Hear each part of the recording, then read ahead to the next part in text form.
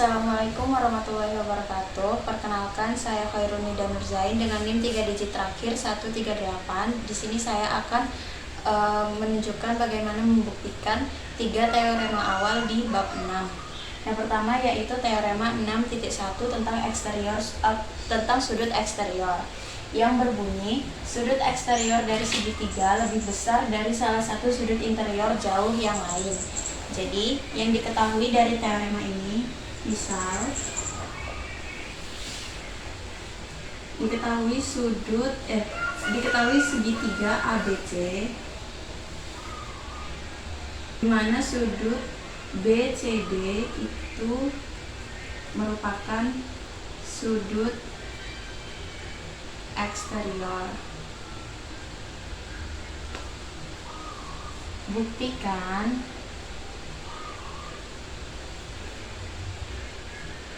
besar sudut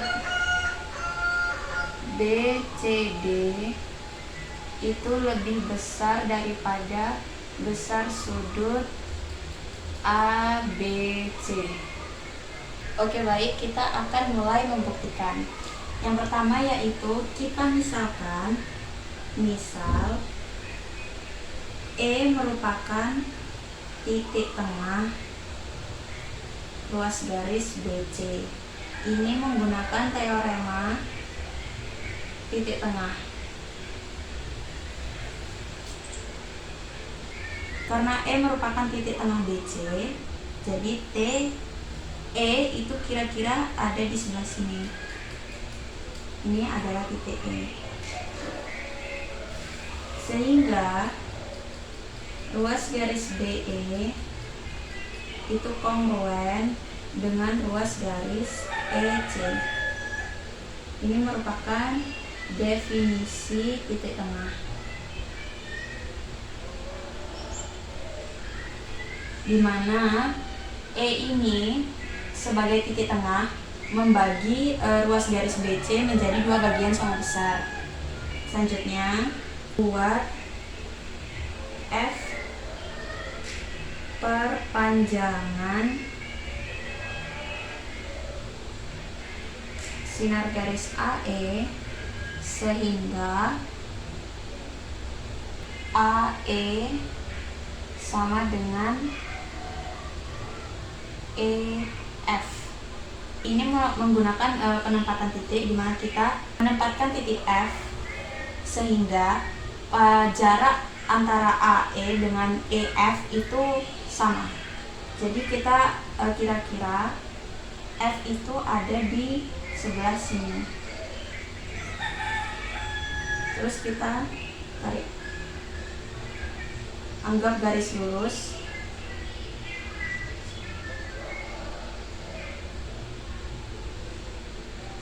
Kemudian sudut BEA itu kongruen dengan sudut FEC. Ini karena bertolak belakang.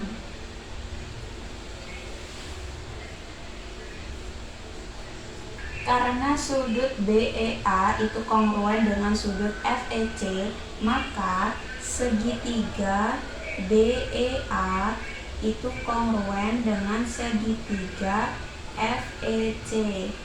Ini menggunakan teorema sisi sudut sisi. Sehingga sudut ABC itu kongruen dengan sudut ECF. Kemudian kita akan menentukan besar sudut BCD. Nah, caranya jadi besar sudut BCD itu didapat dari penjumlahan antara sudut ECF dengan FCD. Jadi besar sudut BCD ini didapatkan dari besar sudut ECF ditambah besar sudut FCD ECF. Karena tadi sudut ECF ini kongruen dengan sudut ABC, kita bisa ubah. Berarti besar sudut BCD ini sama dengan besar sudut ABC ditambah besar sudut FCD, sehingga dapat disimpulkan bahwa besar sudut BCD ini lebih besar dari besar sudut ABC.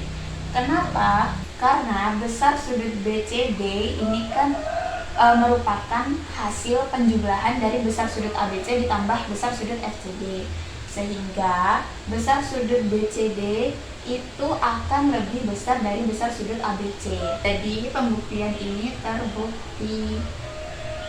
Selanjutnya yaitu membuktikan teorema 6.2 yang berbunyi diketahui kesesuaian antara dua segitiga jika dua sudut dan sisi di depan salah satunya dalam sebuah segitiga kongruen dengan bagian-bagian yang bersesuaian segitiga kedua, maka kesesuaian itu merupakan kongruensi. Jadi yang diketahui dari teorema ini yaitu diketahui misal ruas garis AC itu kongruen dengan ruas garis DF. Kemudian sudut ABC itu kongruen dengan sudut DEF. Selanjutnya sudut BAC itu kongruen dengan sudut EDF.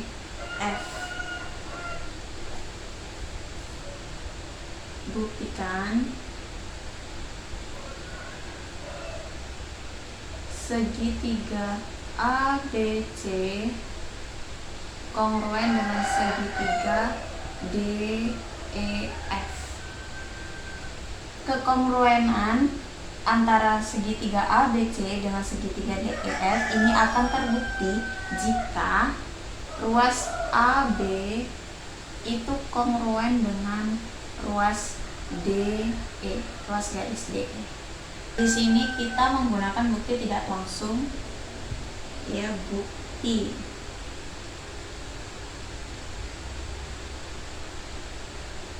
Andaikan AB itu tidak sama dengan DE. Akibatnya ada dua kemungkinan. Yang pertama yaitu AB lebih besar dari DE, AB lebih kecil dari DE. Nah, di sini ada dua kemungkinan ya. Ini kemungkinan sana, kemungkinan yang kedua. Kita akan membuktikan kedua kemungkinan ini itu salah. Yang akan kita buktikan itu AB sama dengan DE. Oke, kita akan membuktikan kemungkinan yang pertama.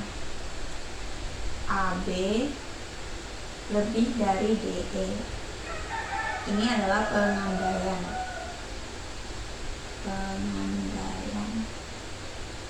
Nah, ini kita sudah buat segitiganya. Seperti yang diketahui, panjang AC itu kongruen dengan panjang DF. Kita beri tanda. Kemudian sudut ABC itu kongruen dengan sudut DEF. ABC ini beri tanda juga yang menunjukkan bahwa mereka ini kongruen. Kemudian sudut BAC kongruen dengan sudut EDF. BAC di sini juga. Karena AB ini lebih panjang dari DE, maka panjang DE itu sama dengan panjang A ke titik di antara D. Jadi kita akan di sini pilih P sehingga AP itu sama dengan DE. Ini penempatan titik.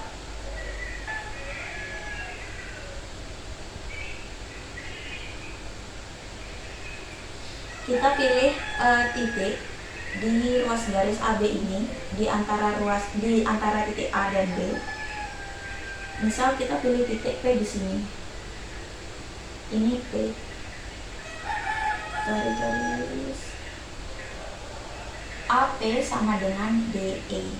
Menggunakan teorema sisi sudut sisi, maka segitiga APC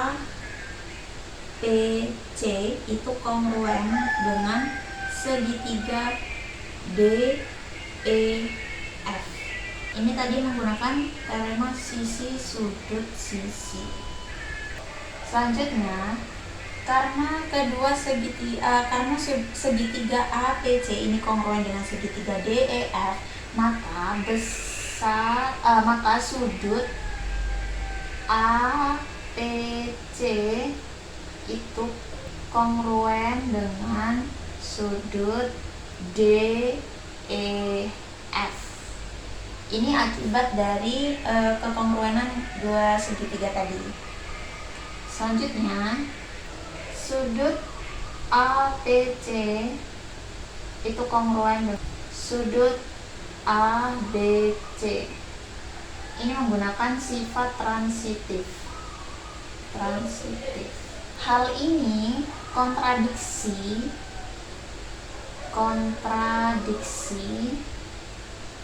dengan teorema 6.1 tadi yang menjelaskan tentang sudut eksterior. Bisa kita lihat di sini sudut APC dan sudut ABC. Sudut ABC ini merupakan sudut eksterior dari sudut APC. Teorema 6.1 itu menjelaskan bahwa sudut eksterior itu lebih besar daripada sudut interior. Sedangkan hasil di sini sudut APC ini kongruen dengan sudut ABC. Artinya kan sudut APC ini sama dengan sudut ABC. Maka hal inilah yang membuat kontradiksi dengan teorema 6.1. Jadi kesimpulannya pengandaiannya salah. Artinya AB itu tidak lebih dari DE. Maka terbukti. Baik, kita lanjutkan untuk membuktikan kemungkinan yang kedua, yaitu AB kurang dari DE. Nah, ini kan pengandaian tadi ya. Nah di sini sama seperti tadi, segitiganya ya. AC itu sama dengan DE, ABC itu kongruen, DEF, BAC itu kongruen dengan EDF. Sekarang kita akan pilih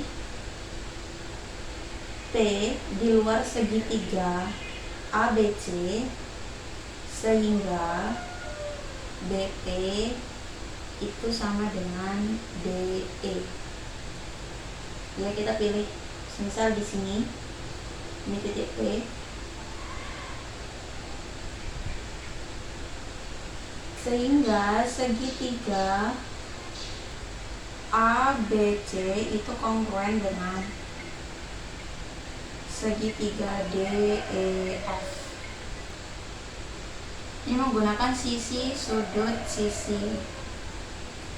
Karena kekongruenan dua segitiga ini, maka sudut ABC itu kongruen dengan sudut DEF. Kemudian sudut ABC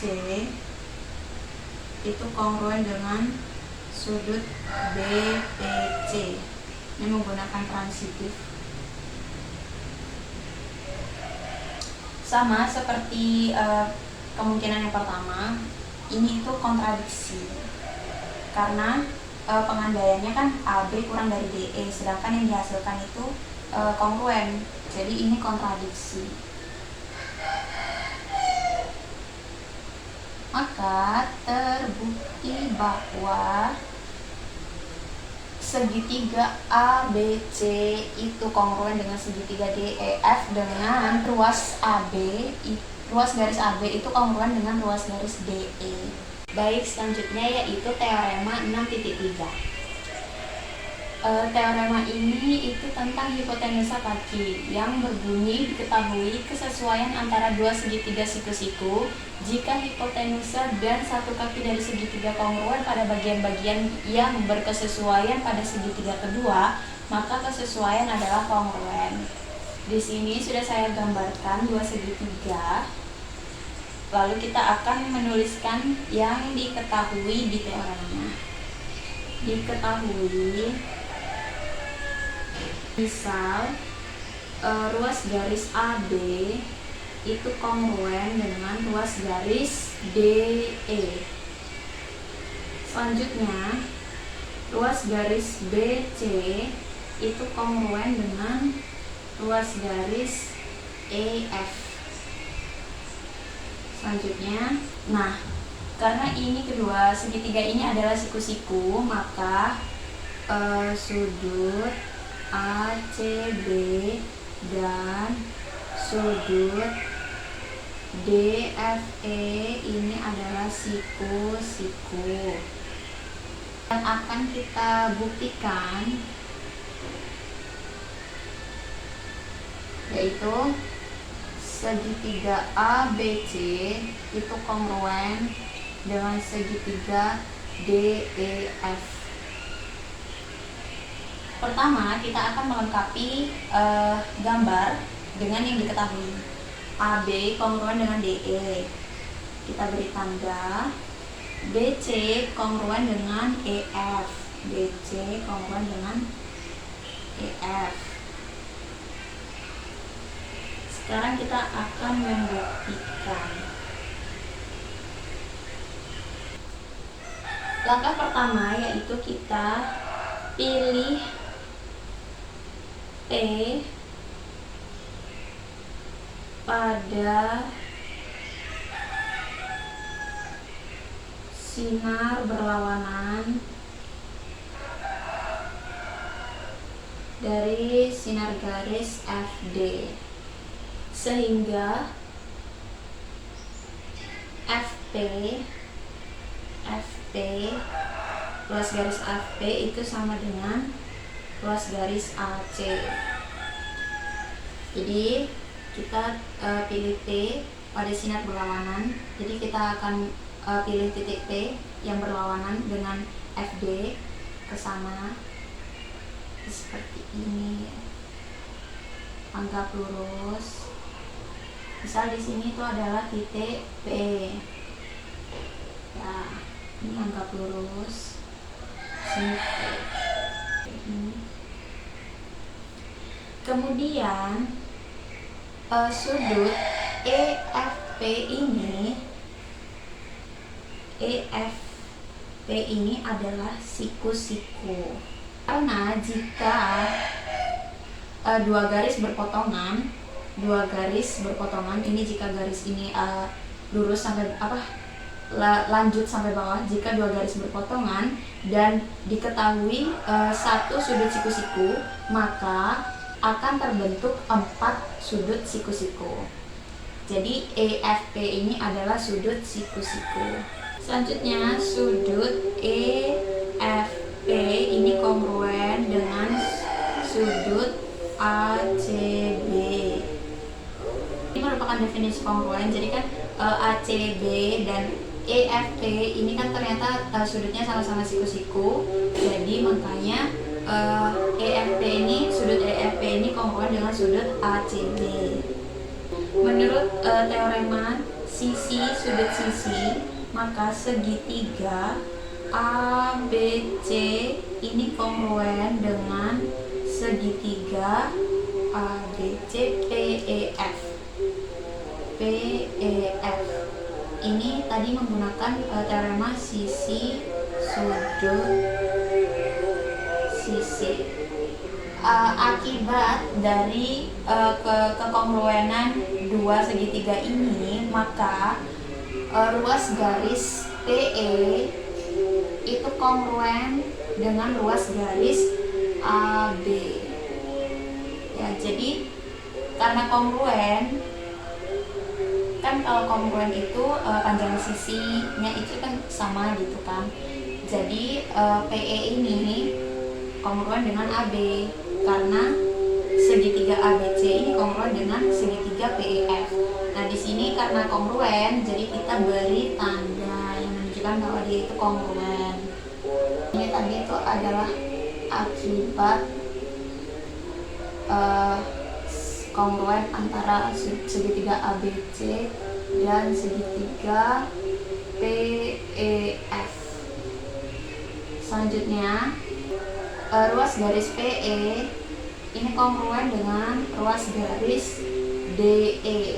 Ini menggunakan sifat transitif.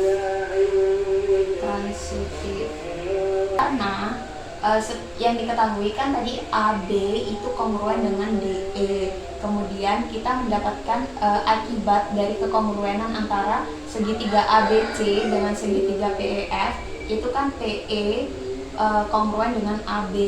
Jadi karena AB, ruas garis AB kongruen dengan ruas garis DE, kemudian ruas garis PE kongruen dengan ruas garis AB, maka dengan sifat transitif itu dihasilkan ruas garis PE itu kongruen dengan ruas garis DE. Selanjutnya yaitu sudut EDF itu kongruen dengan sudut EPF. Ini adalah teorema segitiga sama kaki. Karena di segitiga sama kaki itu kan panjang kakinya sama, maka sudut di depannya itu pasti sama. Selanjutnya sudut EFD itu kongruen dengan sudut EFP. Ini karena semua sudut siku-siku itu kongruen. Selanjutnya segitiga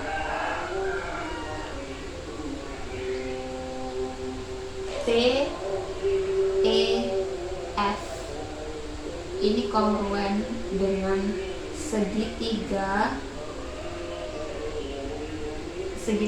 DEF.